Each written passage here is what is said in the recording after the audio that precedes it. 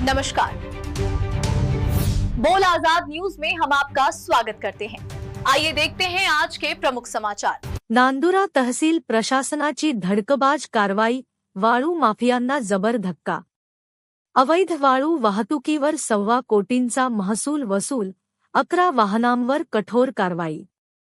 नांदुरा प्रतिनिधी।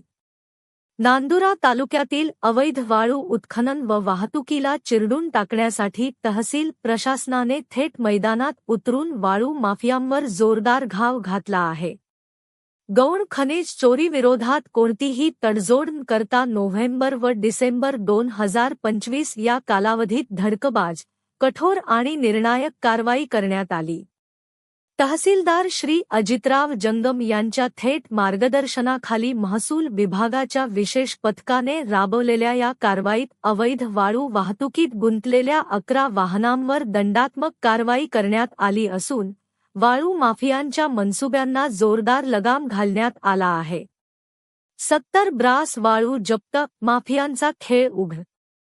गुप्त माहितीच्या आधारे करण्यात आलेल्या छाप्यांमध्ये तालुक्यातील 2 ठिकाणी तब्बल 70 ब्रास अवैध वाळू जप्त करण्यात आली।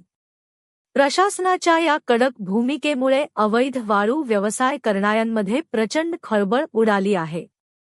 दंडाची मुसंडी, 28 लाखांचा दंड ठोठावला। अवैध गौण खनिज वाहतुकी प्रकरणी एकूण 34,000 28,34,000 रुपये इतका दंड ठोठावण्यात आला असून त्यापैकी 61,400 रुपये तात्काळ वसूल करण्यात आले आहेत। उर्वरित रक्कम वसुलीसाठी कायदेशीर प्रक्रिया वेगाने सुरू आहे। सर्व यंत्रणांची संयुक्त कारवाई। 11 वाहनांवर महसूल विभागाची थेट कारवाई। 5 प्रकरणांमध्ये पोलिसात गुन्हे दाखल। 4 वाहनांवर परिवहन विभागाची कठोर कारवाई। 2 ठिकाणी 70 ब्रास वाळू जप्त। लिलावातून 1.25 कोटींचा महसूल शासनाच्या तिजोरीत भर। याच कालावधीत तालुक्यातील 6 वाळू घाटांचे यशस्वी लिलाव करून शासनाच्या तिजोरीत 1,02,00,000 रुपयांचा मोठा महसूल जमा करण्यात आला आहे। इशारा स्पष्ट, आता कोणालाही माफी नाही।